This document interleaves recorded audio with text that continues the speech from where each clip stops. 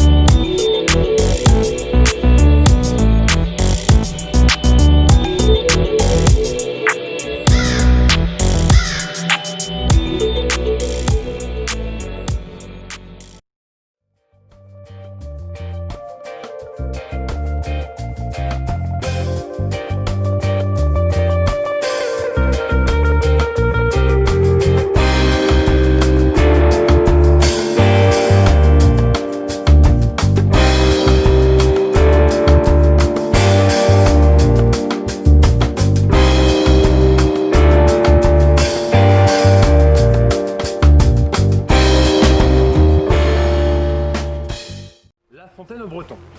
C'est un lieu de passage, enfin c'était un lieu de passage pour les pèlerins bretons qui allaient en direction de Saint-Jacques-de-Compostelle. De base, la fontaine ne se trouvait pas au niveau de l'auberge, elle était au niveau de la route, justement pour indiquer aux pèlerins qu'il y avait une auberge où ils pouvaient s'arrêter. L'auberge a été construite en 1903 et elle est aujourd'hui en totale autonomie au niveau du vin. Ils produisent leur propre vin avec 2 cépages, le cépage du grêlot et le cépage du chenin. Au niveau de l'alimentation, ils sont à 80% autonomes. Ils utilisent une technique au niveau de la culture, c'est le paillage. Ça permet d'avoir moins d'apport humain et de laisser reposer. Ils hydratent la terre et le foin une fois par jour, donc c'est le matin très tôt entre 6h et 8h, et ils laissent reposer.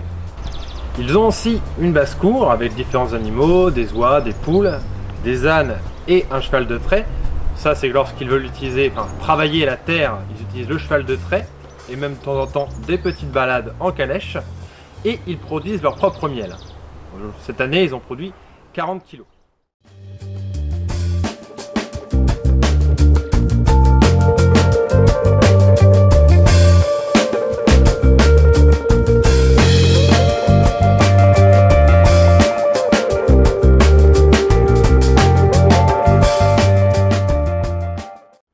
Les gros projets de la fontaine au Breton, c'est la création d'un hôtel 4 étoiles qui sera à côté. Ça va surtout être pour les séminaires, pour leur proposer soit d'aller dans un 4 étoiles, soit d'aller dans un 3 étoiles.